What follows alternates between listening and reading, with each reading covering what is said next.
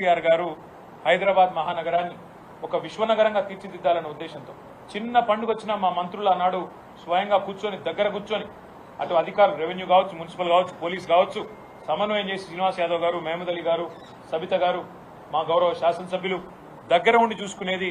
చిన్నపాటి నొక్కు కూడా పడకుండా, ఎక్కడ చిన్నపాటి ఇబ్బంది కూడా కాకుండా, ట్రాఫిక్ అంతరాయం కాకుండా, ఫార్ములా రేస్ కావచ్చు, లేదా ఒక గణేష్ నిమజ్జనం కావచ్చు, లేదా మొహర్రం ఊరేగింపు కావచ్చు, బోనాల పండుగ కావచ్చు, ఏదైనా కూడా శాంతియుతంగా చేసాం. చివరికి సినిమాల కోసం జరిగే ప్రీ రిలీజ్ ఈవెంట్లకు కూడా అంత జాగ్రత్తగా ఎక్కడ ఇబ్బంది లేకుండా చేసిన ఘనత మా ప్రభుత్వాన్ని. కానీ ఈరోజు ఏం జరుగుతూ ఉంది హైదరాబాద్లో మీరే చూడండి.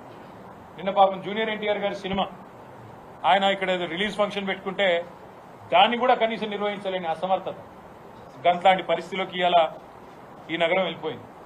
ఇంకోవైపు చాలా విచిత్రంగా ట్రాఫిక్ సమస్య నాకంటే బాగా మీకే తెలుసు, నాకంటే ఎక్కువ మీరే తిరుగుతారు.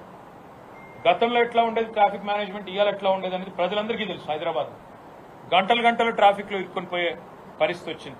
అదే మాదిరిగా ఇవాళ హైదరాబాద్లో మేమండం కాదు, ప్రభుత్వానికి అంతో ఇంతో కొంత సానుకూలంగా ఉన్న పత్రికలు కూడా ఈ నగరానికి ఏమైంది అని చెప్పి వార్తలు రాసే దుస్థితి.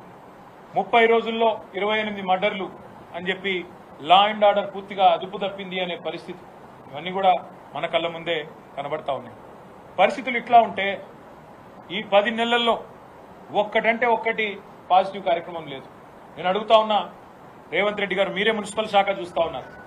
మేము సనత్ నగర్ నియోజకవర్గంలో ఇప్పుడు అక్కడి నుంచి వచ్చినాం.